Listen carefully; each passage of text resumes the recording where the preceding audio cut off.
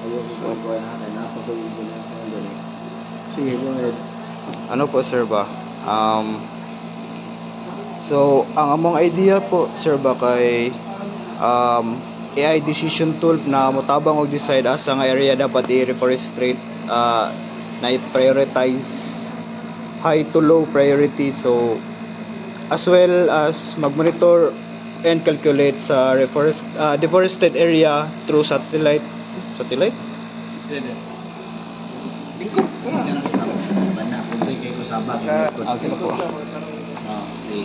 So mangutana po ron ta ba if unsay process sa reforestation ninyo, like unsay need i-take action into account like soil erosion, landslide probability, and ang area o katong mga soil carbon assessment na inyong gi-suggest. So unsay process na unsay process nila if mag reforest og area, Ginaw ka? ginaunsan nila pag-decide nga kaning area deforestate data set. Wala ang inyong proposal? At sa Actually, pwede pa rin. Ano po sir? Actually, katong giplano na mo is, katong gisuggest ni sir na carbo,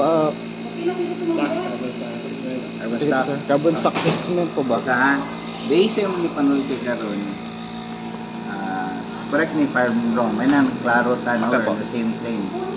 Number one, ang gusto niyo, ang question ninyo, yung research question ninyo, kung sa ginahimo sa DNR in terms of reforestation activities. Apo. Kung unsa ang mga IT na ginagamit in relation to kay sa reforestation na matay soil mapping ka, magtanaw ka sa pa ba?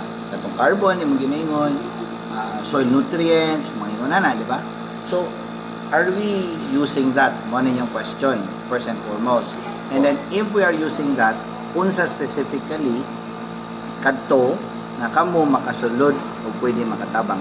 Tama ba? Akong understanding sa inyong sulti? O kulang?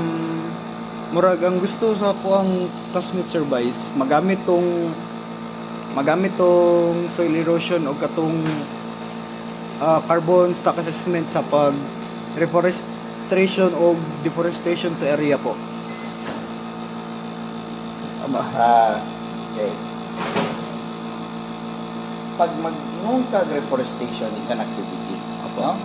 Ang purpose nimo nga mag-reforest ka, kaya para ma-counter nimo ang gitawag na environmental degradation. Okay. Kung may environmental degradation, aduna na gitawag na soil degradation, number one. Kasi siyempre, maputol nimo ng soil, magiging affected, no? So, unsa man ang mga degradation sa soil, na duha ka buok, may physical degradation, may chemical degradation. So, yung physical degradation, what about the erosion, mga inunana, etc. Number two, chemical degradation, kanang pagkawala sa mga nutrients diha sa sulod sa soil. Okay. So, karon ang reforestation is an activity para ma-control kaning degradation, so, environmental degradation. So, on another note, sa degradation pod, ang soil magud nato aduna siya kana mga different services, no? Una, na siya kanang provisioning kay naga-provide siya para sa plants para mabuhi. Yan ay nutrients ito sa soil. Napod siya regulating services. Kung nagag-regulating, diha mosulod si carbon stock.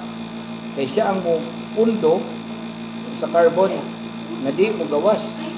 So, sa atmosphere, kung maputol ni mong kahoy, wala mo pugong dito. Kaya ang carbon manggod gina-utilize sa plants.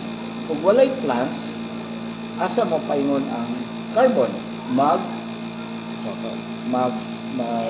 Evaporate, no, or mag-volatilize ato sa atmosphere. Thus we have kani gitawag na climate change, global warming. So karon gawas niya na sa soil, napud siya role as water regulator. Okay? Ang kalbo o upaw nga lasang kung siya mahita po sa water, di ba munaog? O siya gitawag nga to sila watershed, no? Kay Ug nay kahoy, ang soil makapugong sa tubig. Way kahoy, ilabay na sa soil. So, isa po naka-function niya gawa kaning sa carbon, sa gases, pati po ng water. Okay? So, mo na siyang reason nga no na ay reforestation. Excuse me ha. Hello. Karon ang imong question, mo sa may research question ninyo sa inyong thesis. Mga ipagunta mig idea sir ba kung So wala pa mo yung kuan yun. wala pa may clear na kuan. Oo nga, mura concept. Okay. Sige, ani na lang. Sa kanang sa dihang reforest nato no. Daghan kaayo ka ng mga dapat tan-awon before ta mag-conduct. Number 1, suitable ba ang area sa maong nga species ng butang? Base gunya dili suitable ang isa ka area, masayang ang effort sa reforestation. Okay? So, karon ang isa sa IT man mo no? Komsay po. Komsay, okay, Komsay. Ang isa sa inyong matabang is to come up with models. Like soil fertility model. Ang soil fertility model, pwede nimo sa through GIS bitaw. Ano pa rin prediction mo na sir? Model man. So, Okay prediction na siya. Okay, so, dili mo matawag na prediction per se. Kaya prediction man good, moingong ka nga, ani ni siya karon, ani ni siya ugma. Okay, that's entropy. Dahil na po na siya. Na yung mga software nagabuhatan na, nagatrabaho na, such as maximum entropy software, MaxEnt, libre lang po na nga software. Kanang mag-plot ka or mag-map ka, for example, aning kadak ang area, say 100 hectares, lisod kayo na og dimano ka what on the ground. So, you make use of modeling tools, no? Are you familiar with mga code editing, mga code writing? Code writing. Familiar ka na? Kaya kumsay mga Paano mo ginagamit sir yung Java, Python, pero magalit ko may React nga na. okay? So, script writing, sa inyong script na ginahimo. Script pero ko may kakuha na sir kadi. Okay. So, nay ginahimo na ako, nagapahimo kong script. Ginasulod na ako ang script dito sa Google Earth Engine, sa code editor. Pa-run na ako siya dito. Muhatag siya sa ako og mapa, for example. Gusto na ako mo may balan ang soil fertility sa tibuok Pilipinas, baka na ito tibuok Pilipinas, na naay mga soil parameters, physical o chemical parameters sa soil. So, i-pipe in ako dito kung sa itong mga weights atong mga parameters, asa mas labaw, asa hindi kayo. Pag-run ana karon ni Google Earth Engine, mo-generate siya mapa, bubuhat na siya mapa that you can download para ma-process nimo sa GIS. So that's one. Once man anak ko mapa ng nana, it would be easier for me to know where I will plant. Kay kaning nga area fertile, kaning area dili fertile. Simple kayo to. Another example is, let's say carbon na to gina-istoryahan. Ang carbon, nanay 5 ka carbon pools, or specifically ni 2 ka categories. One, biomass, kategory ka ng buhi. Ang isa, necromass, o patay. Necromass. Sa man ang example sa necromass, kanang mga nahulog ng kahoy, nga patay na, kanang mga dahon, nga nalagas, patay na. And then, naputay soil. Okay. So, kung halimbawa, gusto ka mo tanaw sa reforestation area, kaning reforestation area sa DNR diri nga dapit tanawon daw nako ang biomass carbon ani. So, akong kinahimo wato na po ko sa script writing, maghimog script na gikan sa satellite image i-extract dito ang iyang biomass, above ground biomass and below ground Ano ba biomass. ng satellite image sir kanang available ba na sa Google? Live kung sa ang Google Earth Engine mura na siya AI. Pero di siya mudagan kung dili nimo butngan og script. Ah, Muna, dili sa script writing, diha mo mosulod as kung sa student. You make a script that can be read by the Google Earth Engine, a code editor, basahon niya. And then Google Earth Engine will extract from different resources in the web para mo sa gusto ninyong buhaton or output, no? For example, mayroon ko gusto na ko makakuha og above ground biomass pinaagi sa Sentinel-2. Si Sentinel-2, si Landsat, mga free na sila nga satellite images. So, himo kag script ani nga particular lugar. Isunod na nimo dito sa Google Earth Engine. Si Google Earth Engine mo himo og above ground biomass estimates using the satellite imagery. Siya na yung mag-calculate na mo-produce yung mapa nimo. Okay. Since kanang satellite image siya raster, nanay pixels. So usually 10 by 10. So you have an area of 100 square meters. So sa script nimo diha na magdaog kung low, medium, high biomass o kung sa pud ang low from 0 to pila ka tons carbon and part na sa script mo ng button. But you can use Google Earth Engine to model unsay itsura sa above ground biomass. Now, you can extend it further. Above ground biomass, below ground biomass, ang below ground mo ng roots, no? From sa taas, tanaog, napod na yung ginatawag na shoot-to-root ratio, 75-25, yun na may mong gamiton as a factor para mo estimate si Google Earth Engine for you. But ang pinaka-importante is you know how to do script writing and know what to write in your script for Google Earth Engine to do those things for you. And these are free. Wala kay Byron, wala. ano sa kuan? Ang dataset sana sir, nanapod sa kuan ko na sir. Dataset sana nanapod sa Sa web. tanan no. Sa web. So, napakailay mo suggest sir like lahi nga topic sir ba kanam. For example, soil erosion murag na intriga pud ko ato sir ba. Kay para tong gingon ni sir na kung asa banda ang minahan sa mercury asa siya mga paabot. Ito kita sabot ni mga doon. So, erosion ko sir. Dito sa tuwing Apo. i-sample na ako to kaya na to produce sa kwantan napo. O, pero magkuha man sila ng primary data. Okay ra guro wala dataset sir. Ha? Dili ka kahimo, wala kay data. Kaya ang paghimo nimo sa imong model is dependent on the data nga makuha mo on the field. Now, ang alternate ana mo to kung lingon sa imo ha. Use satellite imagery. Dili na ka makuha og primary data. Kay model naman to sa satellite imagery naman ang ibalik gigamit ng mga data set. Okay po. Napoy isa nga maghimo ka o napakatay mga picture ko ba? Sa picture sa Canva sa katong naka-picture atong rigging. Nakita ano ito picture. I-open na ako yung nakukuha. Hindi ko meeting. Okay lang po.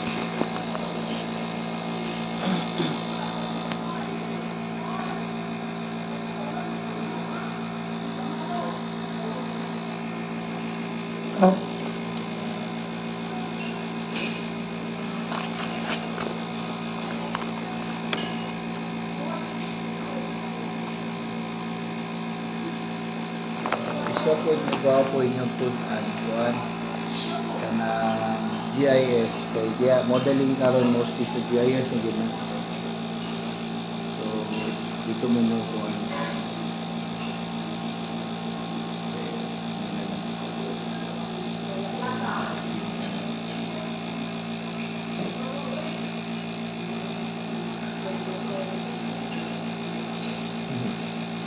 Yun. Ito, galing to sa ano, Google Earth engine. So, nakakategorize na siya very low to very high relative to soil quality index. So, kung halimbawa, dirita sa Davao ni, mamaning Davao del Norte, ayaw na pagtanom rin mga pula. So, very low ang iyang soil quality. Diri ka magtanom sa may mga green, ay ang kaning moderate yellow, diri ka sa green. So, in this case, halimbawa mo, this is tagong. So, kung tanawin niyo mong tagong, gwapo pag mga kuan, apay mga gwapo nga lugar, no? So, mo ni isa sa mga gwapo nga gamit, no? So, that's like for the entire Philippines. Karon, I'll show you. Teka lang.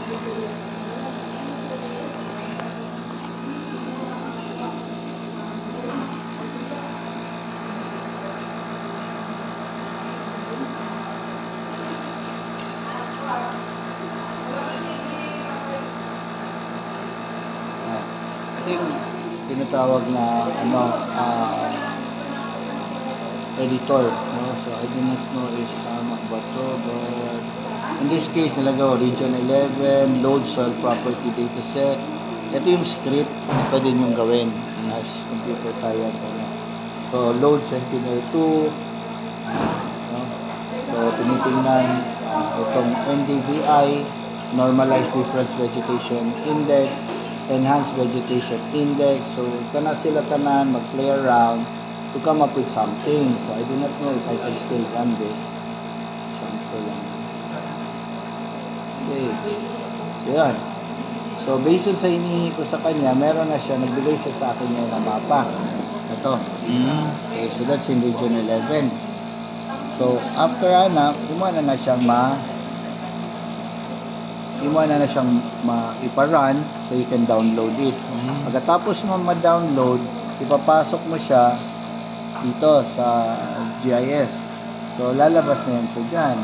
Now, pag lumabas na yan siya, ang kulay niyan black and white. Pero again, there's another processing. For example, ito. Ang original niyan is stretch. Yan. Ito ang original niyan. Ganun ang lalabas. Okay? Sa na-download mo galing doon. Yan, may kulay lang yan. Pero ganito talaga lalabas pagdating sa GIS. So, i-classify mo. Ang sa akin, ginawa kong 5. Yan. So, ipaprocess mo pa yun dyan. So, ito na ngayon, soil quality index.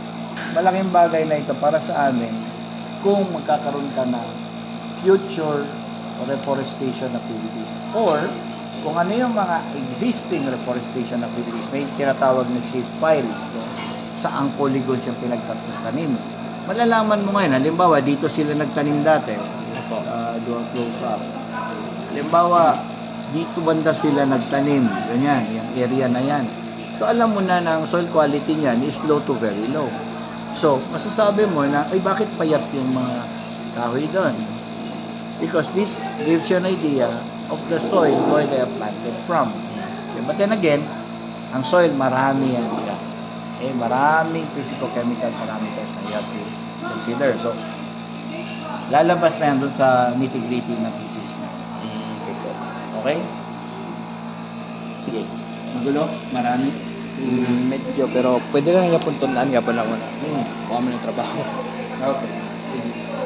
Mag-aral ka rin ng GIS. Ang pinaka-free is yung QGIS. Libre na siya. So, you can download it. Libre na siya. It's different from this one kay kanisa office man. Mo na po yung license. Mo po niya akong ginagamit. Since sa una pa, mas familiar ko ano. Although I can still use QGIS, pero mo na magalinanda na ako. Then at the same time, laging practice ka aning Google Earth Engine. Google Earth Engine. So kaning Sentinel, nagingon niya, gigamit niya ni Sentinel, di ba? Kanay libre na siya. that is downloadable. You can do this manually actually. Pero since computer science mo, you have to really look into ang inyong thesis should focus more on script writing, mga na mo man language sa computer science. So dito mo na tutok. How I do it, of course, nanamtay AI, magpa-generate ko script. Kani AI ang nag-generate But again, di mo ko script, di mo ko kabalo mag-script writing. Pero what you ask AI to write sa script, dapat klaro ka. You know what you want. Okay? Alright? Yun. Ano pa? If you digest it and then magtanong ka. Meron lang ako gagawa. Okay po. May concerns ka. Concerns? Wala. Wala man po sir kay dara naman pangitaan tanan sa katong Google engine sir no. Unsa pa yung mga available nga mahatag sa Google engine sa mo sir? Depende maguna sa pangayo ko nimo. Okay po. So, sa script, ang Google Earth Engine is only code editor na siya, reader na siya. So, kung naka-instruction siya mangita. Pidilingon nga sila ang muhatag ninyo. Ay katong gihimon mo sa katong gipakita nimong application sir is kuanto siya sir no kanang model nito sir no. Akong script, maghimog script, ibahin ko, maghimog script, ang script, nakabutang dito kung sa kong gusto. So, ang gusto na ko makita to NDVI. In which case, example na lang, para makita niyo mo, NDVI akong gusto ani. NDVI is Normalized Difference Vegetation Index. Gusto na ko may balan kung sa health condition sa mga tanom anang lugar. Okay? So gikan dito, ma-rate gyapon ni siya low, medium, high. So gingnan ako ang script, naghimo kong script na nakabutang dito unsa akong kinahanglan. Okay, gusto na ko makita si NDVI gamita ang Sentinel-2 aning bulana, aning adlaw. Ana, maghimog script mo na nimo gawas karon. Kaya gusto na ko makita ang soil organic carbon. So, maghimo dahil na siya. Okay? So, paghimo niya, maning output, i-check niyo ang output kung nasunod ang imong gusto nga kuha. But you process this dito sa PICAS, sa GIS. So, Yes. Mapa may output niyo. Okay? So, it's not the app giving you things. Ito I put this on record. Ang problema sa kabataan ngayon, sa estudyante, you rely too much on artificial intelligence to provide everything for you. Huwag ganon. Si artificial intelligence, ito like si Google Earth Engine, si ChatGPT, etc. They are there to make your lives easier, but not to provide for you. You provide the inputs. So always remember, whatever garbage you put in sa AI, the AI will spew out garbage also. So always remember, ano yan siya, kung ano yung pinapasok natin sa AI, yun din ang ipaprocess niya. Okay? So never ask that question, what can the app give us? No? It's what you give the app, so the app can help you. Okay? Eh baka magkamali kayo dyan, ako bagsak kayo talaga sa ano nyo. Oo nga po. Kasi lumalabas yung ano yung hindi magandang parang pag masyado nang deviated tayo. AI is there to help us, but not to feed us. We feed the AI. We're much better than AI. I-shortcut lang, ipadali, kasi kung umuha ng buhaton, naku, katakot-takot na feel, katakot-takot na sampling, physical kayo ba? It will take time. But with AI, click of the button, basta you have the right script, na naka-information, dali na lang, mamili na lang tawag lugar diya nga concern mo niya. Perhaps you can ask, i-validate na ako, tama ba ang mo? Rather than, mato ko dito, magpakalisod-lisod, kukuha og data, then i-process nito. So, shortcut lang, shortcut nga mapadali ang imuhang data gathering, information collection. Okay? Never ask that question again. Irritate ko ano. Kaya mostly sa mga, even ako mga anak, ako nag-irritate yan. Nampog ko'y college student. Kung nagsalita sa iyo. So, these are tools actually, tools. Maragog, naghimo kag balay, ug wa kay martilyo, mag-isod kag pamanday. Ano lang, alam magbato, yung ganito, kalansang.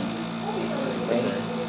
Okay, so, moto, siguro the question that you have to ask is, number one, kung inyo ning gamiton, unsa nga resources ang pwede ninyong ma-review, matanaw, para makatapon mo kung unsaon siya. Ana siguro. Di ba? So, karon kung mo na yung question, dali kayo siya kay everything nasa YouTube. Maglisod ka, YouTube. Kaning GIS, YouTube. Ang importante lang yun, ani, is sa imong una-una, kabalo ka kung sige gusto mong buhaton. Okay? Sa thesis, ana na siya. Ang mga studies ng good, you are basically answering a question na wala pa'y kubag. No? Mabito to ganina, mana kung muna, so the question ninyo. Because mo na siya, kung magbuo kang thesis, it's brainstorm. Kung sa may wala ka rin, kung sa may wala na buhat, kung sa may gwapo buhaton para mas mapadali ang trabaho sa DNR, sa forestation. Example na ganito, halimbawa, wala pa sila soil quality map sa mga, ang DNR magod sa taas man di ba? Ang agriculture, puro man ang sorbos. So, tinood lang, honestly, wala pa may muna na, wala pa may mapa. That's why I'm working on it pa. Working on it. Alay nyo, makauna kayo. So, okay lang, ini, what I'm saying is, wala pa ownership. So, kanya ako ginahimo karon, mali siya ang ako pa lang nag-lead sa mga sa Intero research sa DNR research kung nang naistoryahan last week kung ako sa Manila management conference so mo na mong isputan mo na akong pamagi kapag ipakita ng mapa ganina nga ni orange Apo. ito so mo na ang question sa kuha what can I do kay wala man lingon ani mo to kung i-develop.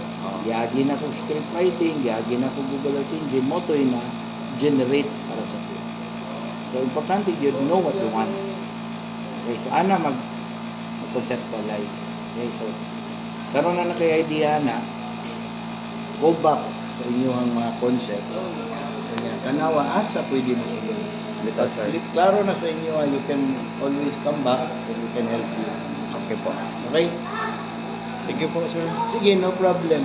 Sige, mga ano mo. Oo, Sige po, sir. lakaw po kayo. Siya mo ginaya mo ang sport sa mga... Darara po na area sa square, sir. Oh, kan. Dahil katuning sa fertility. Ay! Agay ka! Ano na? Dala lang ko na doon. Kami ito sa kwan. Kana, lahi po na siya. Fertility ni. Pananakriging. Ito po na sa GIS.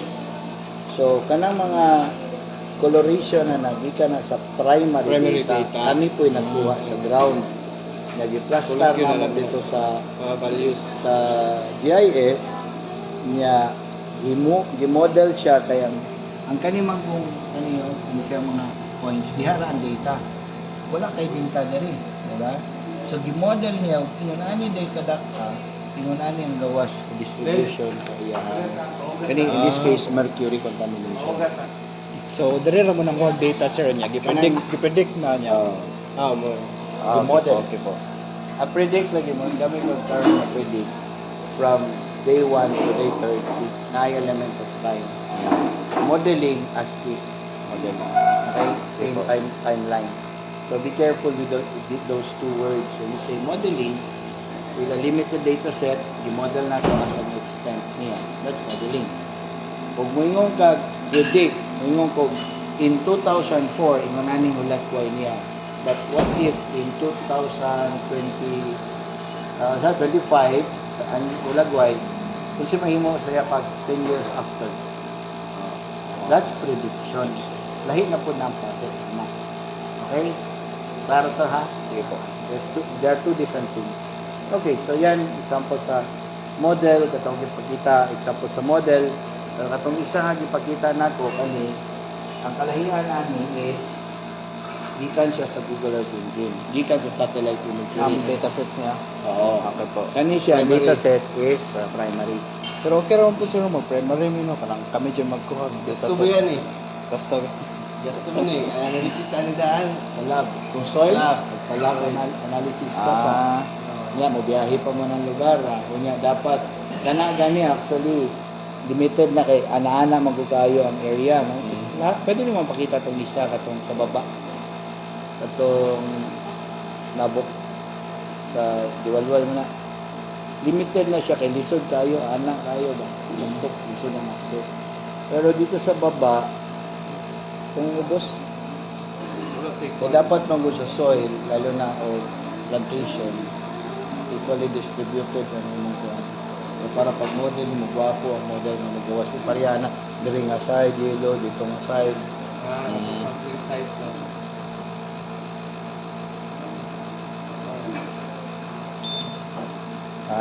For example, sumani siya mga triangle. Values na naman yung Ano yung mga primary data ni. panguhaan na naman kuan. So, makita nimo ang iyang sample site, almost equidistant siya, distributed. Naalay outlier kay nalayo na yung isa. Siya. Pero more or less ang data niya relatively pare-pareha. Makita man na nimo dito sa except for itong mga diri nga dapit. Mo na mo generate siya ana nga picture from the primary data. Kani from secondary data, satellite imagery. Pwede rin siguro. Sir, gasto mo gani. Gasto mo gani sir. Oh, Kani isa ka sample sa sir. 1-3 per sample sa siya. 1-3. Sila lang ka book one. Dako-dako, eh. 12. Mo ni yung gaston sa sample sa. Agad sa Dugay pag yun ang mga sa resort. Mga 2 to 3 months siguro. Madaling. Mercury na isa sa Mercury. Muna akong sample sa mga modeling. Sir, pinagtira. Bay, So, from, basit ko ba? kumbaga, values, model niya ba nga? Ay, diri nga site. Muli pinakadagat Mercury. So, diri, nakalayo siya sa source. Nagkawala iyahang Mercury. Sige po. So, kanino lang sa Sige po. kanino. Salamat po kayo sir. So, man, makakailangan. Ay, Ah? ang RFQ. Amo pagsabutan to po. Para sa Kaya para namin mga kuan At least na-record ni mo, makakuha niyo. para magkita. Sila na ikuan sila mo yung mga how good kanang At least ka, Back-end. na kuhaan ka kay Dian. Apo. Sir, magandang how to ano. dito na. Para po mo ka kabulan ng Google Earth Engine po niya. Oh, Google Engine. Wala dyan na kitudlo sa mga po. Pero to Actually, amar wala na na mong ginagamit ko. Dami mga Ako ang sundoon, pinadali na mga lani. Kaya lang, study mo guna siya. So, kinahanglan ng primary data.